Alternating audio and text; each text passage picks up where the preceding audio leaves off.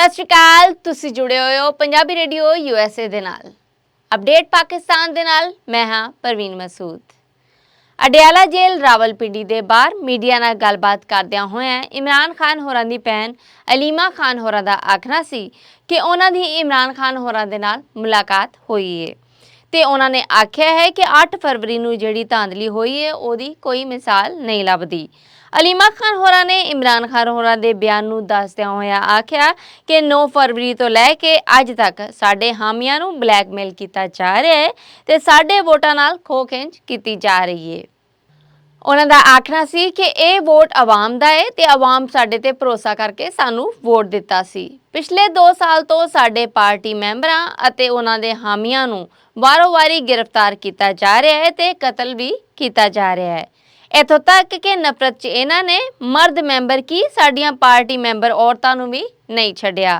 उन्हां आख्या कि ये चोरी दा वोट लैके असैंबली तक अप्पड़ गए ने पर अजे भी परेशान ने।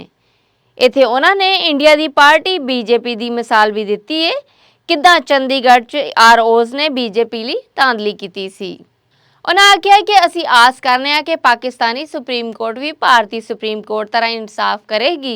वैसे तो कानूनी तौर पर सारी कार्रवाई हुण सुप्रीम कोर्ट के हाथ ही है ते साडी आवाम सारा मैंडेट अदालत के जरिए वापस भी लै लवेगी। मैं ते जेल च हाँ जे आवाम हुण वोट की हिफाजत ना कर सकी ते इस मुल्क के सारे निज़ाम अते सिस्टम नूं रद्दी दी टोकरी च पा देना चाहिए है।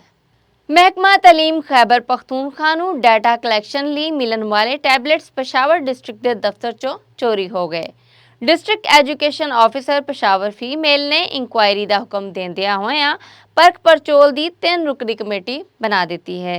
इस कमेटी के जुम्मे सारे मामले की रिपोर्ट इकट्ठी करना है ते 7 दिन के विचकार सारे मामले की रिपोर्ट तैयार करके पेश करना है ते इस मामले च मुलविस लोगों को भी सामने लियाना है ताकि उन्हां वास्ते सजा जजा का फैसला किया जा सके।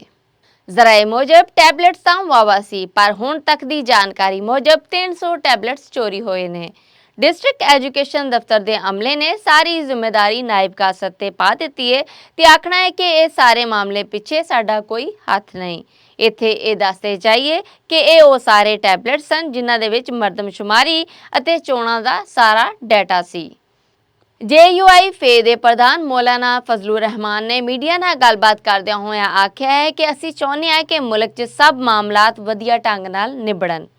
बेशक असी सिस्टम तो बाहर हाँ पर असी बैठे ते मुल्क दे अंदर ही हाँ। उन्हां आख्या कि असी पार्लीमान च जरूर होवांगे पर सदारती चोणां च हिस्सा नहीं लवांगे।